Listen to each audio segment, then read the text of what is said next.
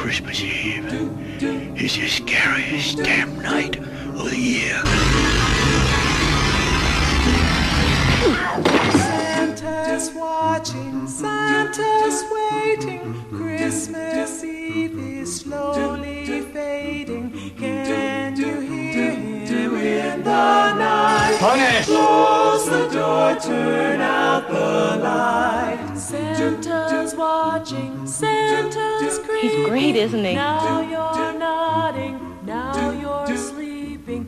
Were you good for Mom and Dad? I don't bring toys to naughty children. Santa knows if you've been bad. There might be a treat for you in Santa's bag of toys.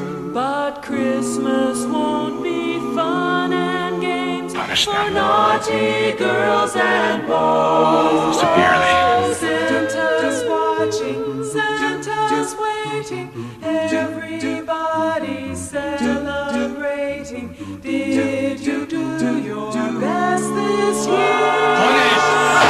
Do it now, 'cause Santa's here.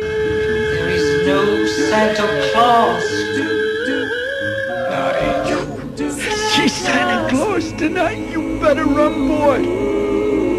You better run for your life. Something's coming.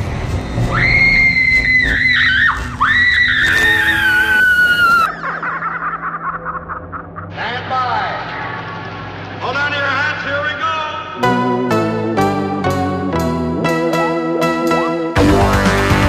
go. Welcome, everyone, to the ScreamCast. I am your host, Sean DeRager, and by my side, sitting on my lap, is Brad Henderson. One day we'll record where I'm on your lap. Someday, it will happen.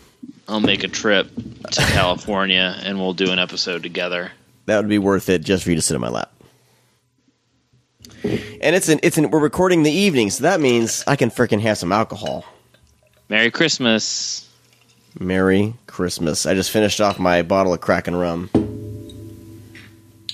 Crack and rum? Kraken.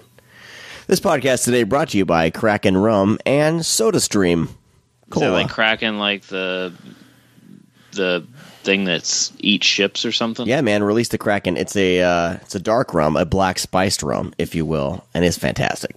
Let me tell you. I've had my share of dark rum, people, and they're not paying me to say this, but Kraken rum, fucking awesome. Whoa. It's my endorsement. And then I got my SodaStream Cola. Psst. Yeah. Which doesn't taste as good as Coke Zero, but I don't know. The kids Coke like Zero. It. Dude, Coke Zero doesn't taste good. I don't know. It's better than Diet Coke. It tastes better than Diet Coke. All right, I'll give you that at least. That's all I got to say. My mom was diabetic, so we had Diet. Diet is diabetic, so we Diet. had Diet. We had Diet soda. She said, "I go, Mom, this is Diet." She's like, "No, this is Diet." Makes it sound fancier. Anyway, sorry, we're doing one thing that I hate that podcasts do is all of a sudden just open up and just talking nonsense and not getting to the point. Fuck that. We're not about that. We're getting right to the point. We are talking about Silent Night, Deadly Night, the 1984 Christmas slasher.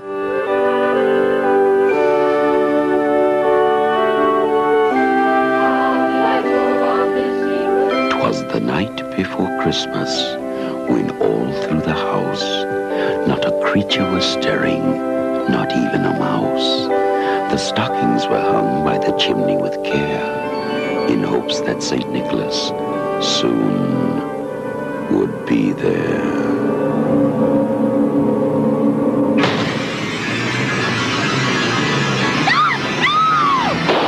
You've made it through Halloween. Now try and survive Christmas. Silent Night. Deadly Night. Yeah. Mm-hmm. That was recently released on Anchor Bay, via Anchor Bay. This is your first time watching it, right? Yes. Is that what you said? All right. So, what is your first opinion? Like after you watched it? Well, I thought it was just going to be a standard slasher. I liked that they didn't go that route. Kind of like Christmas Evil, they didn't try to just rip off Halloween. You know what I mean? In fact, I think that Rob Zombie ripped off this setup for his remakes of Halloween, if you know what I'm saying. Where you get to know the killer right off the bat, and you kind of see his backstory and why he would go on such a rampage. You know what I mean? So yeah. I kind of like that. That was, but then then it kind of gets going, and it's kind of standard slasher fare. But I don't know. I kind of dug it. It's not the best movie I've seen ever, but for a holiday slasher, it's fun. Some good gore bits in there. Huh. But I have not seen the sequels. I have seen Stephen C. Miller's remake, which I think one year I planned on watching them both, but I never got around to watching the original for some reason. Yeah, I mean, I love Stephen C. Miller's quote unquote remake of Silent Night, Deadly Night, but like, I mean, it is a remake. I mean, he's the one that called it a remake. He's the one that was, basically sanctioned to do it, which is fine. But I mean, I like the route he took because he didn't use this very, he just didn't redo what was because I don't. No, he made it his own, man. It's a totally separate movie. Yeah, I don't consider Silent Night, Deadly Night a really great movie. I mean, at the time when I very first saw it when I was younger, I thought it was really good. But going on and on through life and then realizing just how it's not a very good movie. Like, it's just there. I mean, it's not bad, but I mean, I think Silent Night, Deadly Night gets a little bit too much praise when it's actually not that great of a Christmas slasher. I'm just saying. That's fine. Well, I kind of found myself I watched it late last night, so I found myself kind of dozing off. I would doze off, wake up, rewind it, and find last thing I remember, and that was kind of how I watched the film. The problem is with having 3 children, when it gets around this time of year, you gotta watch out when you're watching these, and I kind of gotta wait till it's like the dead of night when I know for sure no kid's gonna come downstairs, and they've come downstairs when I've been watching some horror movie and have fallen asleep, on the couch, and they've come downstairs and they have seen things. The things that they have seen. So I don't want them coming down and all of a sudden watching Santa Claus hack someone to bits. Yeah, but, I mean, it's pretty. I mean, there's a few traumatic. I guess as a kid seeing that there's definitely some stuff in there that fuck you up. Yeah. So the setup of this movie is pretty. I mean, it's pretty standard. It is standard kind of slasher fare where you have a character. This character as a kid witnesses a horrific murder of his parents at the hands of a burglar that's dressed as Santa Claus. As Santa Claus. Yes, real Santa Claus. The real Santa Claus. Are you taking a drink? No, my wife has interrupted me asking if the puppy should go to the bathroom. Yes. Yes. No, she should. She just went. She's fine. Bailey's fine. You're looking great. You should wear that more often. All right. Anyway, I like when she giggles. So, anyway, so he's murdered his parents are murdered by a Santa Claus, and it's almost his parents are more than murdered. I mean, yeah. His mom basically gets raped right in front of him, right. and his little brother is just a baby, a little newborn baby, crying in the back seat while he flees of the scene, and then chicken watches shit kid over everything. Oh, God damn you, Sean! Watches this whole thing of happening. Yeah. I mean, it's pretty. I mean, I see why. I mean, we could talk about the history of the film. Definitely, I do want to dive into that. This is a movie that was basically banned at a lot of theaters because of the outrage that happened. Being that this was a bigger film, I mean, we had stuff like we talked in the past, about Christmas Evil, Santa Claus killing people, which is nothing new, but those movies didn't really go anywhere because they were so small. TriStar put this movie out, so they had a lot of funding behind it, and it was kind of a bigger deal with promotion and all that. And whenever Santa Claus showed up on the screen and has an axe and killing people, I mean, people are outraged, especially mothers, and which is very funny. A lot of people may not know this, but one of the biggest people that was against this movie was actor Mickey Rooney. Oh, really? He was 100% against this movie being made. But guess who shows up in Silent Night, Deadly Night Part 5? Mickey Rooney. Mickey Rooney. That hypocritical bastard. Yeah, it's pretty funny that he showed up, but that's a funny thing. I mean, Silent Night, Deadly Night 5 is complete garbage, but yeah, I mean, the thing is, even with this franchise, a lot of people enjoy Silent Night, Deadly Night Part 2, but I honestly, I understand why it's so popular. It's because of how batshit nuts it gets, but literally there's only probably 20 minutes that is new in this movie, and mostly it just rehashes the entire first one. Like, you see the footage. It's not like they talk about it. This guy, Ricky, who is the brother, it's based on him. Spoiler alert. There's no spoiler in that, but I mean the whole film is the big thing with this movie. It's known for the breakdown, even though I think it kind of sucks that when it hit DVD and everything, it's not the same as VHS, because for people that haven't never watched the VHS, when you watch the DVD and he first has his breakdown, if you actually have the old VHS copies and pop those in, when he actually has his breakdown, it's widescreen and you see everything. See, they cut it all when it hit DVD. But when he actually has his breakdown at first and he grabs the gun and he starts laughing, when they pull away and he starts walking down the street, you can see the whole cast and crew. You can see the trailers. You can see people sitting in chairs. And it's just right there. Like, it's not like in the corner. It's just flat out. They just filmed him right in front of the cast and crew. Wow. And he has this total breakdown. That's what the movie's known for, and that's where it gets its popularity. And, the notorious Garbage Day line come from, which I thought was funny that Stephen C. Miller put that in his movie, too. Yeah.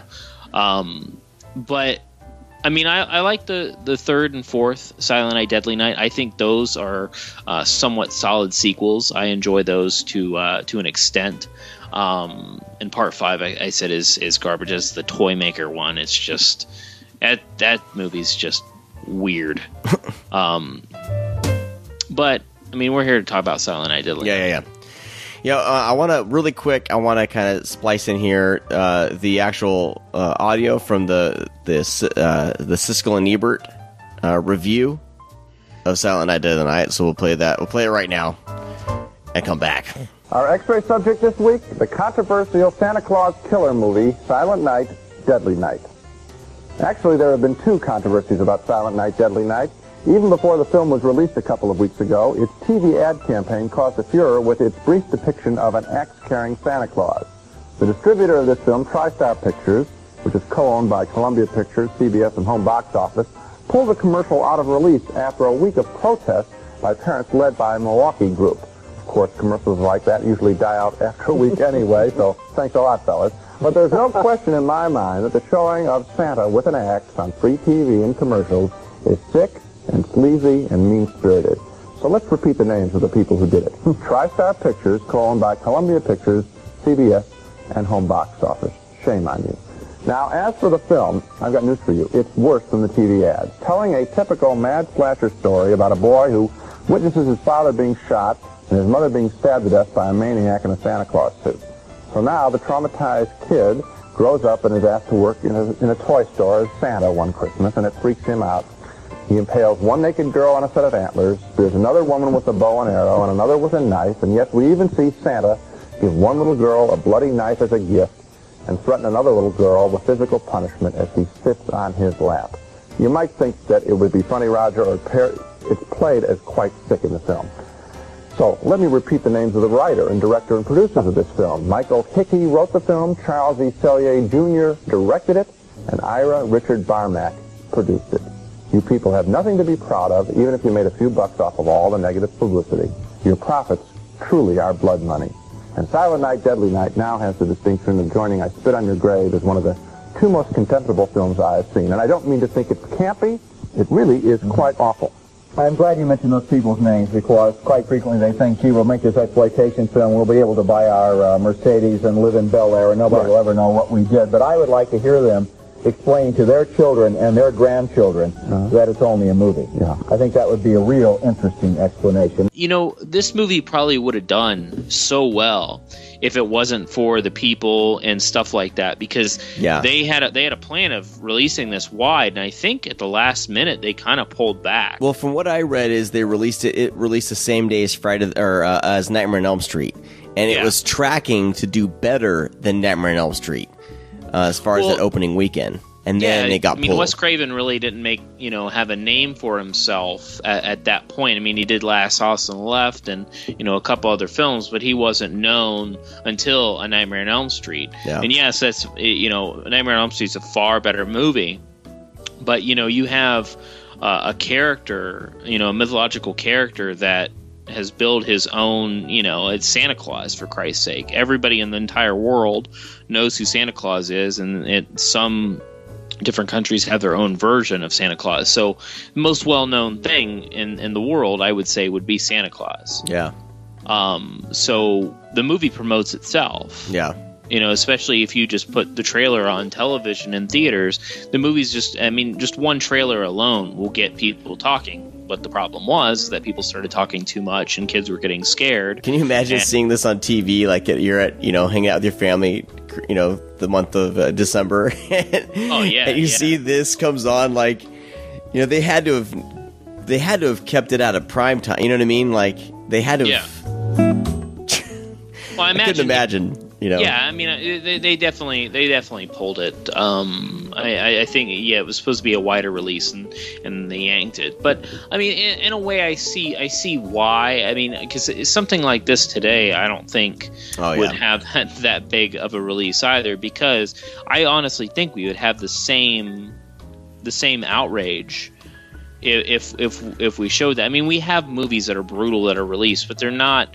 They're mostly independent movies. We don't have, Silent Night by Stephen C. Miller didn't have trailers on television. I mean, it's very small, but it's the same premise. It's fucking Santa Claus killing people, and especially killing little kids. Yeah.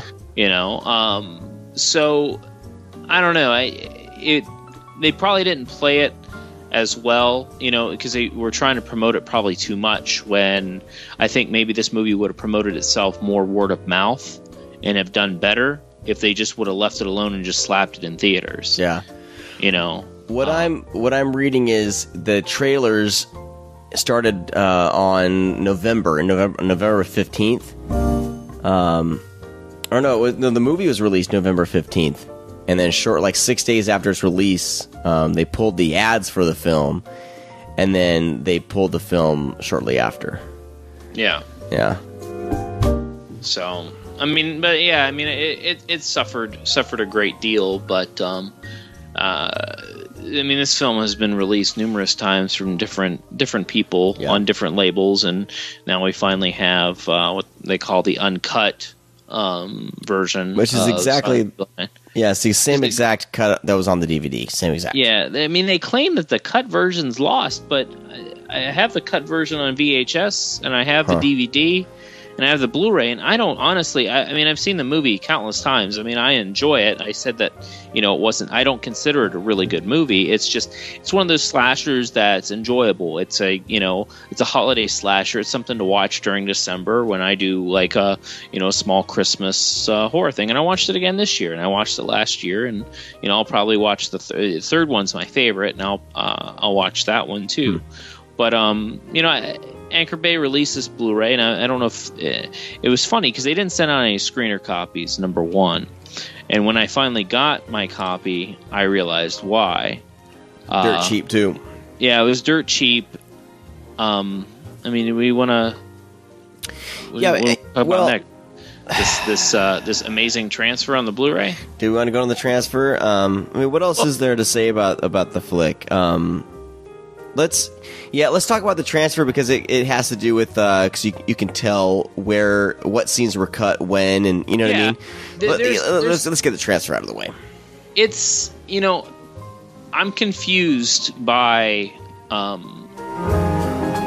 kind of by this whole thing. I mean, this is a Blu-ray that's been out since September, and we're covering it now because, of course, it's Christmas horror. We want to talk about it, but this is one of the weirdest things that I've ever encountered with Blu-ray, and especially such a popular film and such a a bigger company. That they literally. It's like they downgraded from VHS. It's not even VHS quality. You're talking about the added scenes? Yeah, quote unquote, the added scenes. The DVD looks better, but they actually throw up a discretion in the beginning of the film, saying that they used the original thing, and they. Don't judge us bullshit. Kind of. It was basically we hope that you're happy at least to have the film in its uncut film, and because they had to use different elements to basically reconstruct the film. Was this on the DVD? Was this disclaimer on the DVD? No, the DVD looks fine. I popped in the DVD right after, and all those added scenes look fine. Yeah, okay, because they look VHS on the Blu-ray. Well, they look shitty. What the story was is they had to use two different elements. One being the best that we see, and then these added scenes that was kind of it's honestly it's like a bootleg VHS. It's not even VHS quality. It's like the thing that's been replicated, and given to the nephew. The nephew turned in the VHS and was like, hey, I watched this 5,000 times. Why don't we use this? Because if anybody knows, you watch VHS over and over and over, the quality goes down. And that's what this is like. And, I don't mind shitty added scenes. But, I mean, we have stuff like, like Nightbreed that was reconstructed. You can't tell what scenes are old, what scenes are new, because it all flows together. And honestly, it seems that they took their time with the one film element, and then the uncut, quote-unquote uncut stuff, they threw in there last minute without doing anything to it. But that's what blows my mind is they had, if you look at the DVD, at least maybe there's a high-definition transfer they used for the DVD itself. Why are these scenes downgraded for the Blu-ray? Like they look worse on the Blu-ray than they did in the DVD. They could have used the DVD quality, ripped it from there. But I mean, I've never seen the reviews on this Blu-ray alone. People completely trashed. I mean, because it really does. It's really bizarre of how bad it looks. Yeah. Which I like they used the uncut footage, but man, but it was on the DVD though. Yeah, but that's the thing is they say it's on the. They released the DVD a few years ago as like a, they did a single one and then they did a double pack with Silent Night, Deadly Night 2. But I don't understand. Even though they throw up that discretion, that doesn't explain why it looks so bad, and they did what they did, and they have never come out with an answer. Yeah, and it's not the whole movie. Most of the movie looks fine. It's just the most notable. The most notable is a scene in the toy store where there's added footage there, and then this scene with Linnea Quigley, when Linnea Quigley, where with the deer antlers. That's it. Well, I mean, there's scenes here and there that just pop up, and I mean, normally I would just I would look over it, but they're so different that and this is if you listen to the show, Sean and I we talk about video quality, but we don't really stay on the topic too much and tear things apart. I mean, we just give you our opinions. But if you watch this, there's like a huge It's gigantic, man. Yeah, the change in it's quality just is such a notice that it completely takes you out of the movie because you're wondering why the hell, like, what the hell happened? Why does it look so bad? and it's not even like it's like a 16 millimeter, 8 millimeter. You know what I mean? It's not like it's film. It's straight up VHS, like a bad VHS, like on your HD TV. You know what I mean? So Yeah, no, it's not good at all. No, I would say if you're gonna, the only reason worth buying this is probably for there's an extra either commentary or something like that, the extra footage. But do not get rid of your DVDs. I mean, I kept the DVD. Luckily, I didn't have to. It was funny because I requested a screener copy of it, and they said no, we're not doing that. I was like, well, okay, well, you send screeners out for everything else. What the hell's wrong? And then, like, word got out of how bad it was because people bought it and they were like, "Holy crap, this is really really bad." They wanted to make as much money as they could from the fan base because people like us, we're like, "Oh shit, Blu-ray, Silent Night, Deadly Night, hell yeah!" I'm lucky. I'm lucky I didn't get rid of those DVDs because what I've been doing is when I hear something's announced, I'll be like, "Oh shit, well I'll just get rid of my DVD," which is kind of a gamble, but dude, right now I'm selling Robot Jocks for like $40 on eBay. So I don't know, whatever. Well, if anybody has any interest that really likes the film and hasn't purchased it yet but wants to, Arrow did a DVD of it a couple years ago. Okay, cool. And it actually looks really really good. Nice. And the cover art is nuts. Like, I'm surprised they got away with the cover art they put on there. But I mean, have you seen, the cover? It's Santa walking away with a bag, and all the toys are in there, but there's a dead body of a woman that's naked with, like, those little pasties on her tits, and a blood's pouring out of her head. Oh, yeah.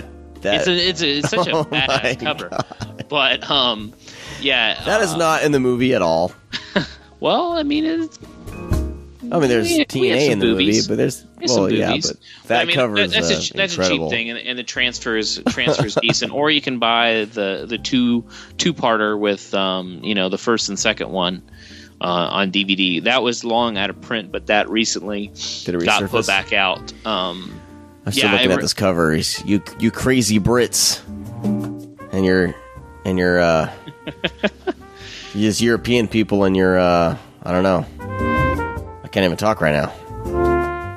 European Blu-ray covers and DVD covers and posters are always better. They always just go for it. Yeah, especially with like VHS. The VHS is usually always better. It's been like Delamorte, right? Cemetery right? Man, yeah. Cemetery Man. I just call it Cemetery. Cemetery Man. What cover is that? From the '84 Entertainment. God. Oh my gosh, that cover is ridiculous. Like, I would have to hide that. I couldn't, they had to go on the top shelf. Yeah, I got that on the for sure, top but shelf. That's a top shelf. That's a brave cover there. Yeah, they just don't really care. It's kind of funny, but this is one thing that was always upset me is that this didn't really go on to be a bigger franchise than it was, because it could have been, and they really didn't take it that route. Yeah. And then they threw in the third one does the psychic power thing. So we have, but I mean, it does follow the character of Ricky from the second film, which is fun, but how they go about it with like the psychic powers and it's like he was in a coma, and then he just starts going after this. I think she's blind too. She's blind too. I always forget that part, but she's a blind girl with psychic powers. Very, very bizarre. But the cool thing is, Bill Moseley plays Ricky Caldwell. Oh, nice. Okay. Which is fun. Yeah, I like him. Yeah, I mean, he's always a fun. And Laura Herring or Herring, however you say it. She's a lot of TV stuff. Cool. But You need to watch these. I know, man. Well, I have 1 and 2, and I'll have to track down the other ones. I mean, it would be great. They actually released 3, 4, and 5 on a DVD Oh, did set. they? Okay, cool. Yeah, I'll check it out. It's pretty cheap that I recommend picking up because I mean I honestly think the third and fourth film, which the third is my favorite. The fourth is actually directed by Brian Usna, which is a pretty fun flick. I mean. That's why I was kind of always sad that this franchise didn't pick up, is because it's all there.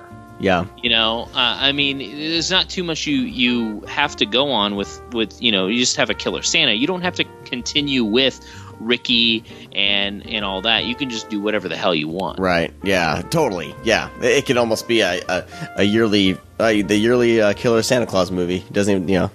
Yeah, I mean, it could be a different town. I mean, that's why I kind of like the remake with that Stephen C. Miller did, is that he kind of just took that. He took that traditional Santa Claus killer and then threw it in a mix. And I think that's probably what his mindset was, just like mine and yours, is just like, well, let's just take the idea of a killer Santa Claus and start having him kill people. We don't have to rehash the story of the kids. We don't have to continue with the kids. We'll just throw a killer Santa Claus, and it works. It really does. Yeah. And you know, if it wasn't for that, we wouldn't have the third one. Which the third one, I actually think I mentioned this on the podcast before. It contains one of my favorite movie moments. And probably, what does that mean? You think I repeat myself? Yeah. I actually do repeat myself a lot. But anyways, I think we both do. There's an old commercial back in the day for VHS tapes when Memorex, it was their campaign where it was a woman in a TV, and you know, then it turned out she was recording, and you know, she was like, oh my gosh, you can't tell because is it live or is it Memorex? And it was a very popular commercial at that time. I remember seeing it when I was little. And a few years later, I was watching Silent Night Deadly Night, and Silent Night Deadly Night Part 3. And whenever Chris, one of the guys who you think dies in the movie, he pops back up, and then they're all shocked that he's there, and he says, is it live or is it Memorex? And I just crack up every damn time. I love that line because it's, you know, you actually would have to know what the commercial was in order to get the line. But I was just one of those ones that remember that commercial so well. And, you know, you're not very thrilled about this story, Sean. I'm listening. Is it live or is it Memorex? I remember those commercials. Yeah, but you know, the funny thing is that this film did get a lot of criticism and got pulled. But you know, before that we had Killer Santa Claus, and then afterwards we have Killer Santa Claus and Christmas slashers. But no one seems to give a shit, and it was just about this one. And I don't know why people picked this one, mainly because probably due to its small popularity and the stir it was making. Mm-hmm. But you know, this definitely inspired a whole wave of, you know, Killer Santa Claus movies and killer Christmases and stuff like that. Yeah. I was gonna ask you. I thought it was weird that he keeps his Santa Claus beard down. You know what I mean? Throughout the movie, is you know, and kids are still like, "Are you Santa?" Like, there's still like that little girl near the end is like, still, even though she has pretty much witnessed murder, she pretty much thinks he's Santa Claus. But I thought that was a weird choice. I think it was just to make sure they show the actor's face, you know. But maybe they couldn't keep the mask up or something. I don't know. Maybe just they're just like, fuck it. Or maybe he didn't want to become Santa. Maybe not. Maybe not. He thought it, because I mean, still he was terrible. That was another thing about this movie that always is, he's so scared of Santa, but he keeps that Santa Claus outfit on when he starts killing people. Well, if he's that tormented, why didn't he take that shit off? Hey, you think he'd take that suit off like it's on fire? You know. So after this movie came out, we had a couple other Santa slashers, which was one I thought Vinegar Syndrome was gonna release Don't Open Till Christmas. Oh yeah. Which was actually a movie set in London. I get Don't Open Till Christmas and Christmas Evil confused all the freaking time.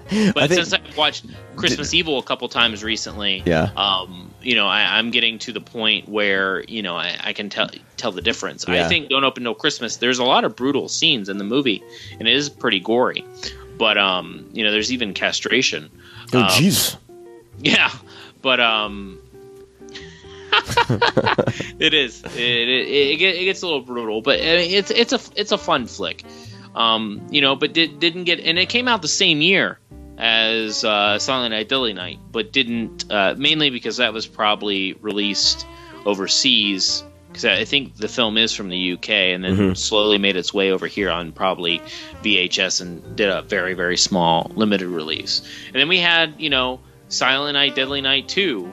But no people going batshit crazy about it and trying to get it banned, even though it uses the footage from the first one and came out just 3 years later. Yeah. But I think that's the problem with this world, is that we're so focused on one idea, and when something else happens, we forget what happened in the past, and then we're going to focus on this one. Oh, yeah.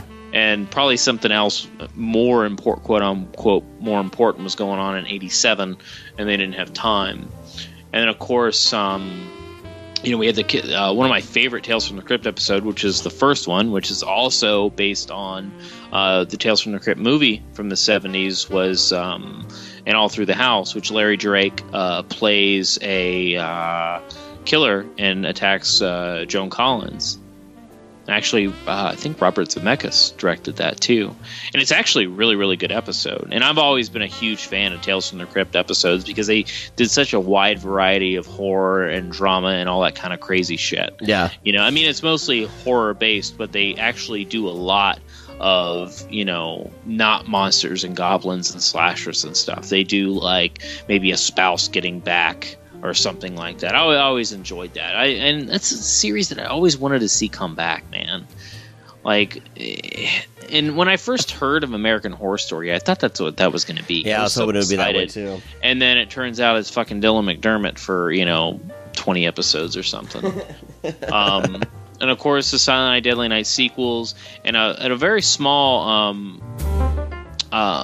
film that John Russo directed, who is basically the creator of Night of the Living Dead with George Romero, is Santa Claus with CLAWS that came out in the 90s.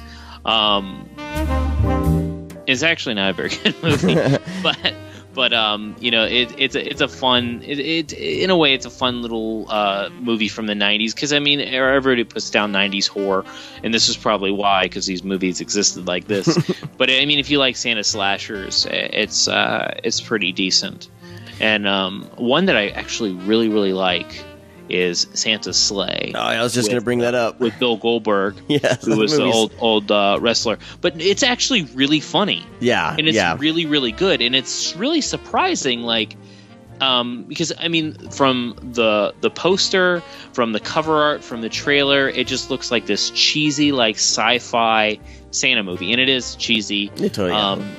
But the fact that they got, James Caan and, Fran Drescher and Chris Kattan to be in this movie, and the one chick from Lost and stuff, it was just kind of bizarre of the cast they had. And it is a spoof, but it's legitimately funny, especially the opening dinner scene with everybody. Yeah. It's a very surprising comedy. Yeah. I revisit it not every Christmas, but it's definitely one of those that's up there on my list. What's interesting about that one, David Steinman, who directed it and wrote it, I think he worked for Brett Ratner, and Brett Ratner actually produced this and basically gave him the money to do his movie, because he was working for Brett Ratner on some other flick. I don't recall what movie they were working together on, but he had told Brett Ratner about his idea of this Killer Santa Claus movie, and Brett Ratner fronted the money and got this made. This is probably one of the best things Brett Ratner has been involved with, I would say. Other than Rush Hour. No comment. But I just heard silence. But I think he was kind of responsible for really helping get this cast together, too. The DVD actually has a really good kind of making of documentary on how they got this movie together. I'm a huge fan. I misplaced my DVD during a move. I've been meaning to rebuy this. I've been hoping it would come out on Blu-ray, but I may just have to buy it. That probably won't. Probably never will. Well, that's the thing is, I want that movie to actually get more notoriety because when people see it, they automatically laugh. I did. Everybody laughs because it's Bill Goldberg, who was a wrestler when I watched wrestling in like '98. He's now acting in a Santa Claus movie, and it just looks so stupid and cheesy, but it actually legitimately funny. He looks awesome. He looks awesome in his Santa Claus getup too. He does a really great job, And another one, did you watch Saint? I was meaning to. I was going to try.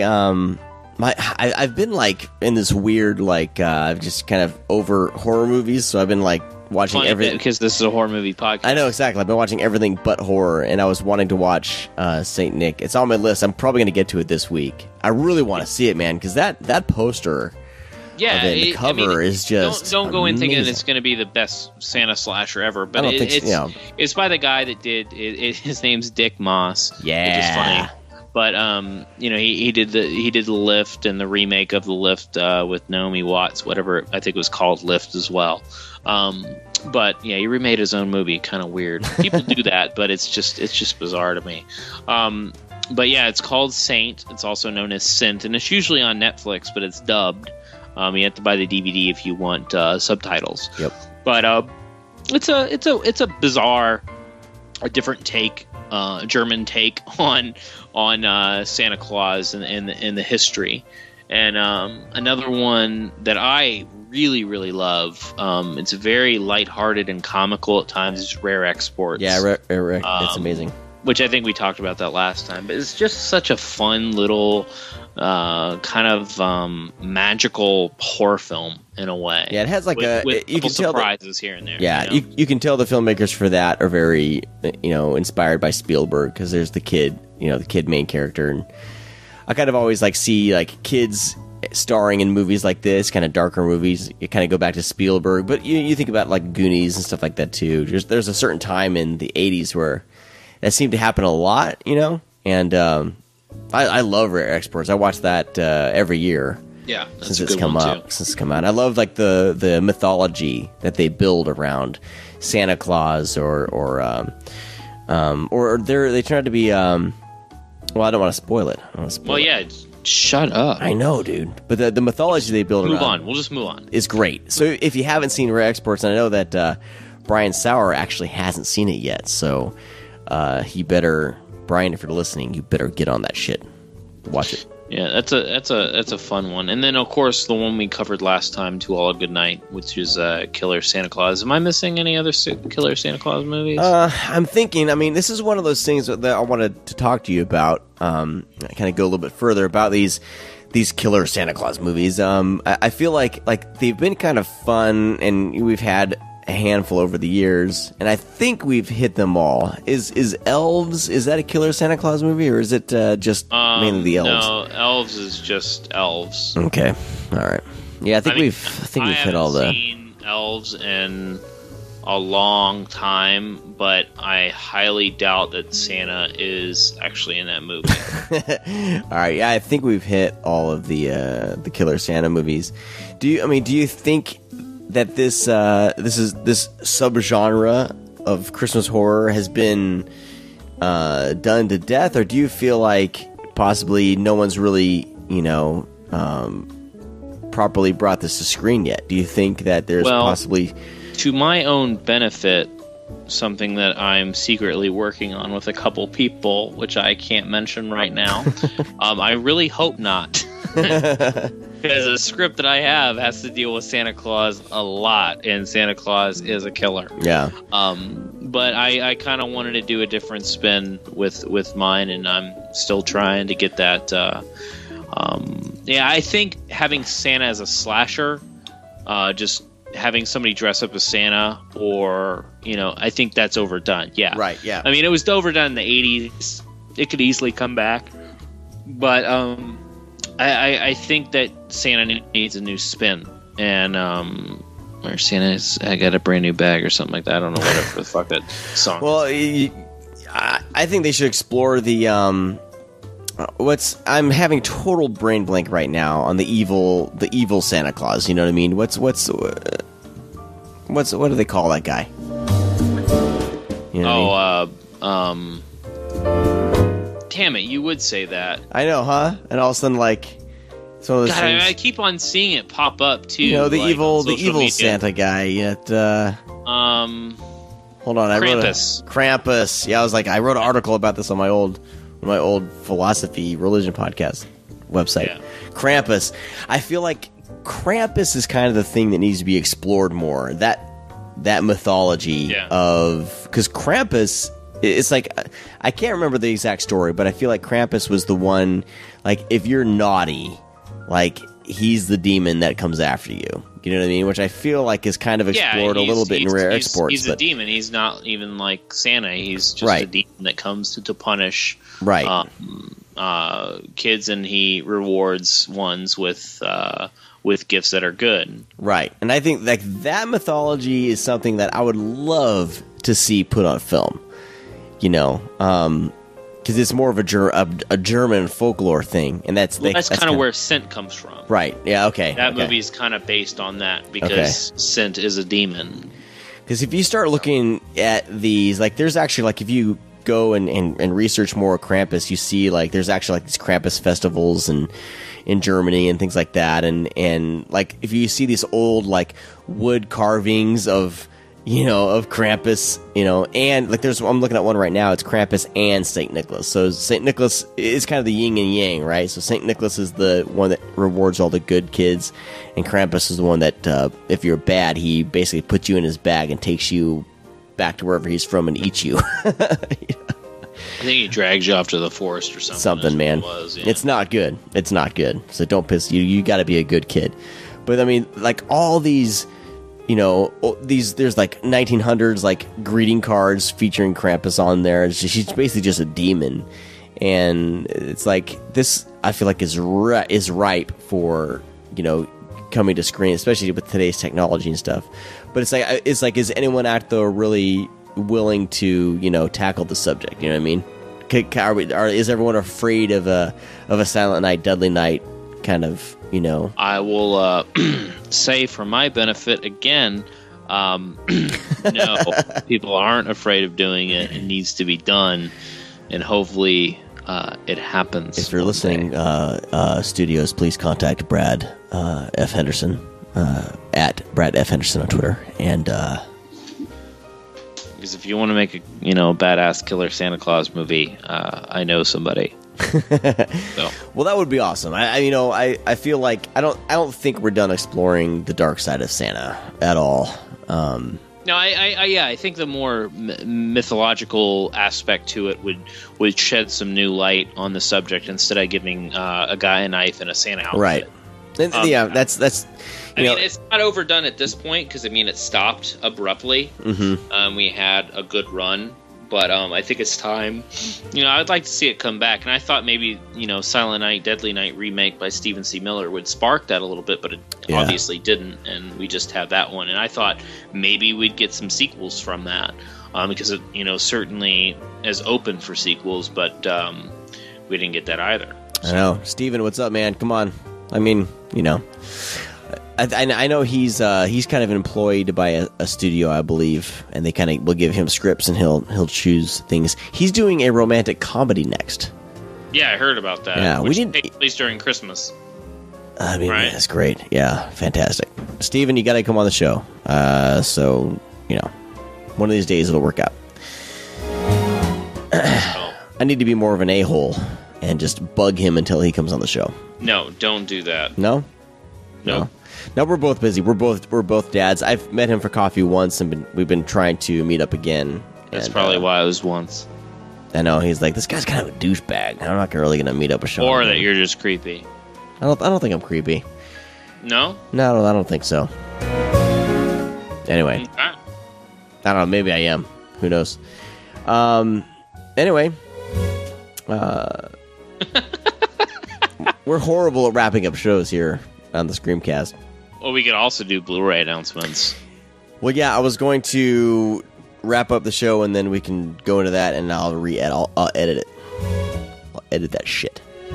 You can edit all you want, or we could just do it right now and just show how unorganized we are. Okay, so we were supposed to do this at the beginning of the show, but I fucked up and just barreled right into. I think we both started rambling, and it just happened. Well, the Blu-ray announcements, it's kind of a surprise if people are like, "Man, they didn't do Blu-ray announcements," which I highly doubt that anybody cares. But we actually had a pretty big response of the Blu-ray announcements, and people do like it. So if you don't like it, please let us know. No, fuck off. We don't want to hear anything negative at all ever. Yeah, never, because we never ever get that. Yeah, let's jump into Blu-ray announcements right now. Do you like what you see? I love what I see. Would you like to touch what you see? Yes, I would. That's probably why people hate it. Because you're stupid. I'm telling you right now, it's dumb, and you need to stop it. Wow, you said fucking stupid and dumb. I may have poured a strong drink. Wow. I'll just say that. All right, go for it. You're not stupid or dumb. Showing your side of insanity. Like every episode, you get worse. I didn't even listen to the last episode because it just felt bad because you just started rambling. I didn't start rambling, man. It's not as bad as you thought it was. I listened to the show and I did not think it was. I don't have a problem. I'm sure you don't. I don't. All right, Blu-ray announcements. Here we go. Something that maybe people missed. Luckily, I didn't. There's a limited 100 copies of this Blu-ray. Fuck. But it was Day of the Reaper by SRS Cinema. They did copies. They did 100 copies of a BDR, but it actually looks decent. It's a old slasher from the 80s, and it's cannibals and shit in Florida. So is it sold out? Yeah, is it sold out? Yeah. You can. I think I saw a couple on eBay that aren't that badly priced, but they actually did a good job for a BDR. Like, there's no problems with it. The cover is awesome. Yeah, no, awesome. It's a decent movie for what it is, and for the price it's not too bad. Especially from SRS Cinema, which they always charge a crap ton of money anyway. And another one that just came out of the blue that I didn't even know about until today was Dollman versus Demonic Toys by Full Moon on December 1st. So these guys don't announce shit; they just throw things up there like Code Red. But yeah, Dollman versus Demonic Toys, which I've always been a fan of Demonic Toys. Wow. So have you seen that? Have you seen Dollman versus Demonic Toys? Yeah. Back in the day. I mean. I almost bought Dollman. I mean, Dollman's bad. Well, Albert Pune? How do you pronounce his last name? Pun. I don't know. I don't know how you say it. I love the guy's movies as bad as they are. Some of them are. Just because of he's a Full Moon guy. Yeah, but he's so like enthusiastic about what he does, good and bad. Like you kind of wanna. I mean, I kind of wanna like root for the guy and even buy his shitty movies. But he is responsible for Return. Nope.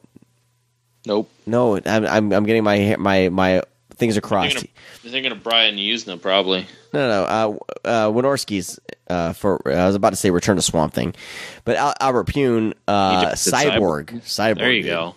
Also, Sword and the Sorcerer. God, when the hell is that going to come out on Blu-ray? He also directed, I think, all the Nemesis movies, which are actually pretty good. He directed Dollman. Anyway, so he directed the original Captain America. I own that on Blu-ray. He did an awesome rock and roll movie called Vicious Slips that I know of. Mm-hmm. What else he's had some health issues the past couple of years, so I've kind of followed him on Facebook, and he did a lot of fucking Full Moon movies. He went over my heart. So Dollman versus Demonic Toys, Mean Guns with Mario Van Peebles and Christopher Lambert. He did that too. I don't know why you call him shitty director. He's a good director. I like him. Well, I mean, he's. I think you're out of line. You're drunk. I am drunk. I'm out of line. Well, I think it's hard. Like, I think when you're a director and you're given a certain amount of money to work with, it's like you only can really deliver what you have to work with. So, but I love his. The thing is, like, about his movies is, as bad as some of them come across as being, or you can say are bad. Like, he has, I think you can tell he has a genuine heart for the story and trying to do the best movie he possibly can with the circumstances he has. So, oh shit, he did Radioactive Dreams too. Yeah, dude, you're off your rocker. Pune, man, Pune. I'm not saying he's bad. I like the guy, Albert Pune. I like the guy, but you were the one that told me not to buy Doll Man for $6 on Blu-ray. Sucks. Everybody has a flop. Doll Man's his flop. Anyway, Doll Man versus Demonic Toys. I'm in. I'll check it out. Go. Demonic Toys is that is one of the. I think that's the most enjoyable full moon movie there is, probably. I have a soft spot for Demonic Toys. Is like very funny, and it's actually just a good movie. Like it's what the '80s was all about. Cool. So yeah, nice. Ouija comes out February 3rd. Have you seen Ouija? I have no desire to see Ouija. I'm going to watch Witchboard 2 instead. Morgan Peter Brown is in it. I know. I'll if it now hits, you're shitting on our guests. No, dude. If it hits Netflix. Did you hear that, Morgan? He just said you suck. No, I'm sure he's good, man. But I'm not interested in a PG-13 Ouija board movie. Dude, there's a lot of badass PG-13 movies. I've heard bad things. Anyway, I'll if it hits Netflix, I'll watch it. One movie that we mentioned that was on VOD was, we don't have any VOD announcements, by the way. Starry Eyes comes out February 10th from MPI, so make sure you pick that up because that movie is good. And of course, one of our other guests, Travis Stevens. I don't want to seem this like we're plugging people's work that's been on the show, but Travis Stevens is behind some pretty badass movies. Dude, anything Travis Stevens is involved with, check it out. Aside from I just watched a movie that he wrote. Summer's Moon or whatever. Jesus. That wasn't good. I haven't. I mean, I saw. Was it American Muscle with? Yes, American Muscle's pretty good too. Todd Farmer's in it. Good old Todd Farmer. That movie's another definitely. guest. Let's just stop. Let's just stop. People. It really does sound American Muscle is worth checking out. Yeah. One little fun, we've already announced VHS Viral, which I said belch on the last show.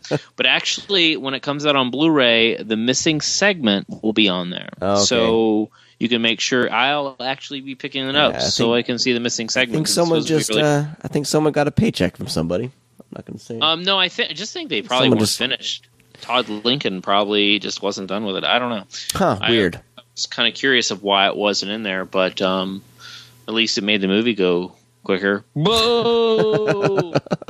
March 10th, Don't Go to the Woods by Vinegar Syndrome was announced, which is directed by James Bryan, which Bleeding Skull released Run Cody Run, which is also a James Bryan movie. Cool. And then March 17th, I'm interested in this. It's called Muck. Anchor Bay is releasing it, and so it's gonna be amazing because Anchor Bay is releasing it, right? Because Anchor Bay does awesome releases. Well, normally they do, Sean, but Kane Hodder is in this, and he plays. I guess fucking killer. I don't know, but fucking Kane Hodder's in it. I'll watch it. I've started seeing some people get review copies of this movie. Well, I have mine on the way. Nice. Okay. So I will let you know. It's got a bunch of cuties in it too. Like, how can you go wrong with fucking, Kane Hodder and a bunch of cuties? Kane Hodder is hot, man. I would make out with him in a second. You ruin everything. You're so drunk. I have had a drink, yes, 2, maybe 3. Go for it. Go forth, my son. Then, oh god, you're the worst. And then today, The Device on DVD is released, which was one of our guests. His movie, John Portanova. We're sellouts. Basically, we're sellouts. His movie. Well, hey, we're not. The horror community is very close, and it's very family-like, and that's what we're here to do. I'll even promote movies that I don't like because, and that's not the device, because I actually really like the device. But I'm always down for don't listen to people. I mean, listen to us on the show. But no, seriously, like if someone tells you not to watch a movie, the first thing you need to do is go watch that movie. Yeah, I think so. Because everybody's taste is different. So, Sean, watch Ouija because you might like that shit. There's plenty of good PG-13 horror films. No, I haven't seen it, but it's a horror film. I'll give it a shot. I will give it a shot. I'll give if you turn down any movie, you're a fool, dude. Unless it's a Brett Ratner movie. Yeah, well, Brett Ratner sucks ass. But Elysium, I just rewatched that the other night, and that got horrible reviews when it came out. I stuck with it. I bought it when it came out on Blu-ray, and I fucking love that movie. So there's stuff that comes out. You also like Pompeii. No, when are you going to get this to your thick skull, Brad? You still bought it. I bought it blindly, which was a mistake. Laughed uncontrollably for the last 20 minutes. You say and this immediately listed it on eBay and sold it to some schmuck for the exact amount I paid for it. And you bought it. But I sold it for the exact amount I paid for it, basically rendering that transaction zero. It wiped it out. I did not buy it.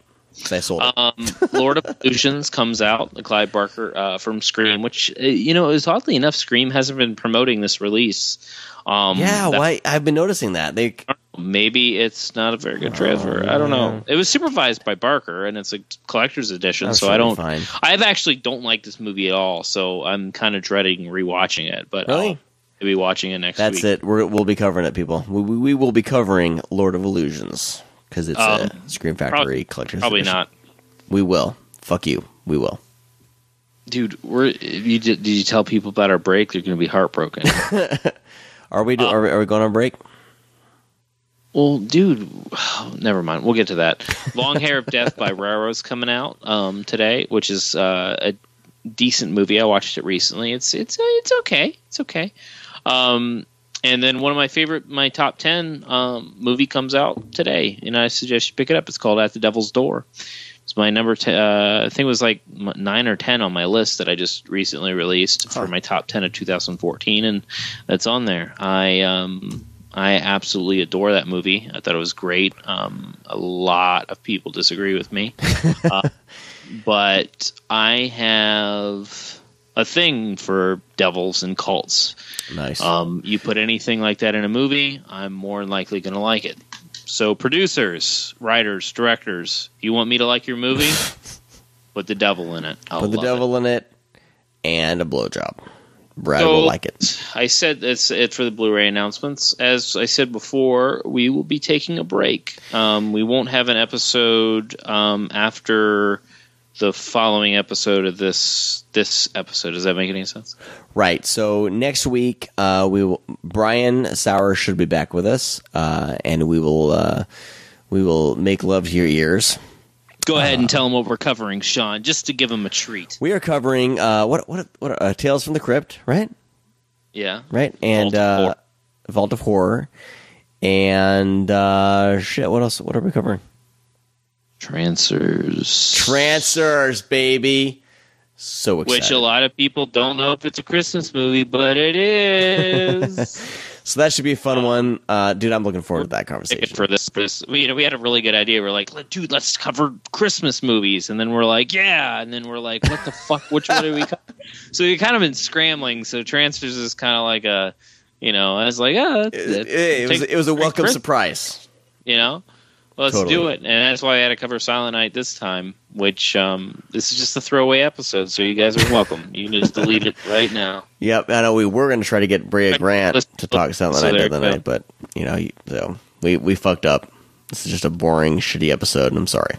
Yeah, actually, I think that's the biggest part of why this episode is just like, hey, let's do it. Brea Grant was actually supposed to be on the show with us, but she got busy. Damn Hollywood people, you guys are all so busy, so important. I'm happy for her, man. Brea Grant's awesome. She's getting a lot of gigs right now, and Well, actually, let me plug her the web series she was doing. Yeah, she was supposed to be on plugging the web series, so I'll do it for her, I guess. Yeah, might as well. Housewives of Horror, which is on Nerdist.com. It's like a 5-part, I guess, mini series. I don't know. Mini web series. Mini web series. The episodes are like, anywhere between like 3 to 5 minutes, so it's not very long. You can get through them in 30 minutes altogether. And it's, dude, Bria wrote it, and she stars in it, and she directed it, and they are fucking hilarious. I knew Bria was funny, but this shit is fucking insanely funny. Like, to the point where I'm laughing out loud. If anybody knows me, I don't like comedies. I don't watch comedies. Yeah. It's just, I feel like everything is forced. So it takes a lot to get me to laugh. And Brad hates everything. I do hate everything now. It's just, the comedies just aren't my thing. And I always admit that. So I never tell anybody yay or nay on a comedy, because I just don't find things funny. Except if it's a sex comedy from the 80s.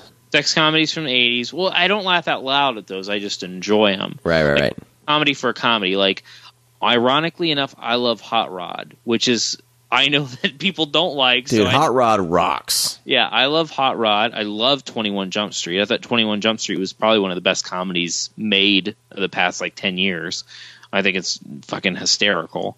So I do find some comedies funny. But this, there's a lot of horror aspect to this too, because it's Housewives of Horror, and the cast is great as well. But it's set up like a reality TV show, and a lot of horror goes on. That's it. Nice. And it's insanely funny, and I hope that it gets enough views and enough likes and whatever fucking Chris Hardwick wants to hear, because he owns Nerdist, I guess. Mm-hmm. That this actually gets booted for a second season, and hopefully longer episodes. So the idea is there. I just hope that it actually something comes about, because it's legitimately hysterical. So I highly say check it out. Check it out, people. Nerdist.com, right? Is that the website? Anyway, and speaking of we've been plugging our own show, check out the Brea Grant episode, because we talk Night of the Comet, and that is also somewhat a Christmas movie. Yeah, it takes place during Christmas. Yep. But doesn't focus on Christmas at all. No, but one of my favorite scenes is when, after all the shit goes down in the beginning of the movie, where there's no one's around, and the main character rolls up, Miss Last Starfighter, who's totally hot.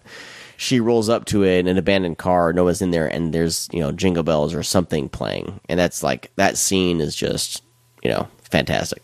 So because of that, it's a fucking Christmas movie, so you can kiss my ass. Well, even when they're in a department store, there's Christmas lights and Christmas trees, and I know lights throughout the movie too. Why you got to try to one up me? Why you got to do that? Well, because you just mentioned a dumb part of the movie. The mall scene is pretty fantastic. You base the movie's awesomeness over her walking up. Well, because everything is gone. It's an abandoned car, an abandoned city. It's frightening. It's creepy. It's genuinely frightening. I don't find that a comic creepy at all. It's a comedy to me. So, but whatevs, Sean? Whatevs, drunk Sean? All right, everybody. Well, that's going to do it for this week's show. Brad can go fuck off. And we will talk to you next week, where me and Brian Sauer talk about movies that matter. I'm kidding, man. It's all dwindling down. No. I can't wait for Brad to come out to California and sit on my face. Wait a minute. Jesus. God damn it. I think the 50th episode will probably be my last. So this episode brought to you by Kraken Rum that got me a bit shit-faced. A little bit. No comment. Anyway, seriously, also, make sure you check out oneofus.net. They've been gracious enough to host our show. We totally love them for that, and I would love to have them sit on our faces as well. God damn it. Also, nerdly.co.uk. for spreading the word over there. Love you guys. And who else do we need to plug? Wolfmen of Mars. They provide the music for the show. Go to wolfmenofmars.bandcamp.com. Sit on their faces as well. And who else's faces do we need to sit on? I've been promoting coffeeshopofhorrors.com. They're not technically sponsoring the show, but I drink their coffee every morning, so I wanted to give them a shout out. So go to their site, coffeeshopofhorrors.com, and buy their coffee. And that's about it, right? Have I given the proper shout outs? I really hope it's over. You can find us over at thescreamcast.com and Twitter, _cast. Thank you guys for listening. We'll talk to all of you next week. I promise to be a little more sober. Bye-bye. See ya. Oh, don't tell me you're leaving. The party's just begun.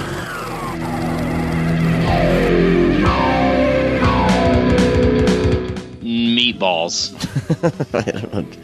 I don't. What does this have to do with this conversation right now? Meatballs. Okay. With that, we'll tell all of you to go fuck off and talk to you next week. Is that how it goes? I'm sorry. All right. Thank you guys for listening. We love you guys. We will sit on your face when you know.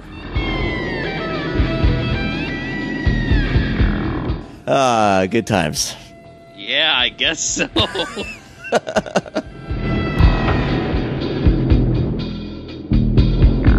Is it too much? Should I dial it back down? I don't know. I think I've cranked my wiener to 15. Should I dial it back down to 11?